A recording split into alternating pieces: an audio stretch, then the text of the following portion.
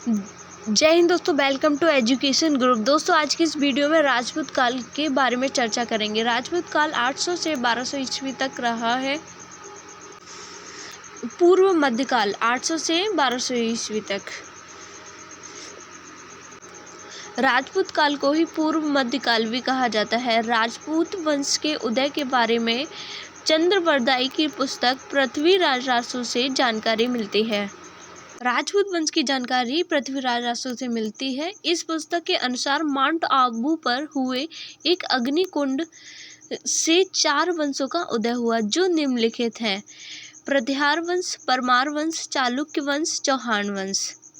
इन चारों वंश के बारे में आज हम चर्चा करेंगे। सबसे पहले देखेंगे प्रतिहार वंश। प्रतिहार वंश, यह वंश गुजरात के क्षेत्र में था। इस वंश के संस्थापक नागभट्ट थे। प्रतिहार वंश का संस्थापक नागभट्ट थे। इस वंश का अगला शासक वत्सराज था, जिसने कन्नौज पर अधिकार के लिए त्रिपक्षीय संघर्ष में भाग लिया और कन्नौज को अपने क्षेत्र में मिला लिया। इस वंश का अगला शासक मिहिरभोज बना, जिसने कन्नौज को अपनी पूर्ण राजधानी बना दी। इस वंश का अंतिम शासक यशपाल था। यशपाल के बाद यह वंश स्वतः समाप्त हो गया। यशपाल के बाद प्रतिहार वंश स्वतः समाप्त हो गया। अब नेक्स्ट वंश के बारे में चर्चा करेंगे, परमार वंश। परमार वंश, यह वंश मध्य प्रदेश के मालवा के क्षेत्र में था। इस वंश के शासक उपेंद्र थे। परमार वंश के शासक उपेंद्र थे। नेक्स्ट पॉइंट है, इस वंश का सबसे योग्य शासक राजा भोज थे। परमार वंश के सबसे योग्य शासक राजा भोज थे। इन्होंने अपनी राजधानी धारा नगरी को बनाई, जो संस्कृत का प्रमुख केंद्र था। परमार वंश के समय धारा नगरी संस्कृत का प्रमुख केंद्र था। इस काल में धारा नगरी में एक विशाल सरस्वती मंदिर की स्थापना की गई। इस काल में ज्योतिष का विकास सर्वाधिक हुआ। परमार वंश के समय ज्योतिष का विकास सर्वाधिक हुआ। अंततः इस क्षेत्र पर दिल्ली सल्तनत का अधिकार हो गया। परमार वंश पर भी दिल्ली सल्तनत का अधिकार हो गया। नेक्स्ट वंश है गुजरात का चालुक्य वंश, या इसे सोलंकी वंश भी कहते हैं। यह वंश गुजरात के क्षेत्र में था। इसके संस्थापक मूलराज थे। मूलराज सोलंकी वंश के संस्थापक थे। इस वंश का शासक भीमफस्ट के सामंत विमल शाह थे, जिन्होंने वस्तुपाल तथा तेजपाल नामक अधिकारियों द्वारा दिलवाड़ा का जैन मंदिर बनवाया। महमूद गजनवी ने भीमफस्ट के काल में ही सोमनाथ का मंदिर लूट लिया।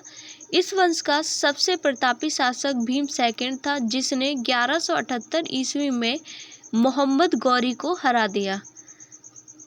यह मोहम्मद गौरी की भारत में प्रथम पराजय थी। अंततः इस वंश पर दिल्ली सल्तनत का अधिकार हो गया।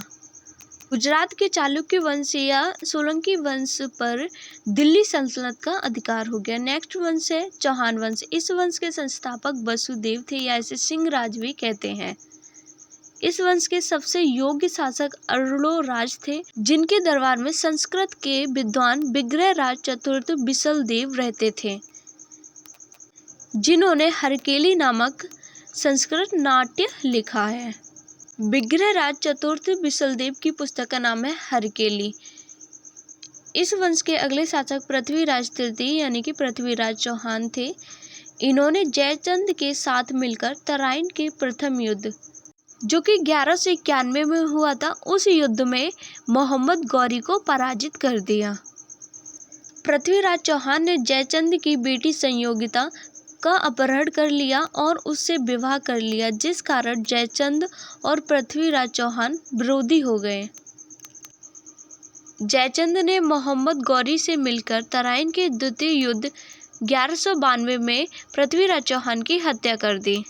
मोहम्मद गौरी और जयचंद एक साथ मिल गए और उसने तराइन के द्वितीय युद्ध में पृथ्वीराज चौहान की हत्या कर दी। मोहम्मद गौरी ने 1194 में चंदावर के युद्ध में जयचंद की हत्या कर दी। जयचंद की हत्या 1194 में चंदावर के युद्ध में कर दी गई। राजपूत काल यहीं पर समाप्त हो जाता है। अब इसके बाद मध्यकालीन इतिहास शुरू होगा। वीडियो अच्छी लगे तो लाइक एंड शेयर ज़रूर करें।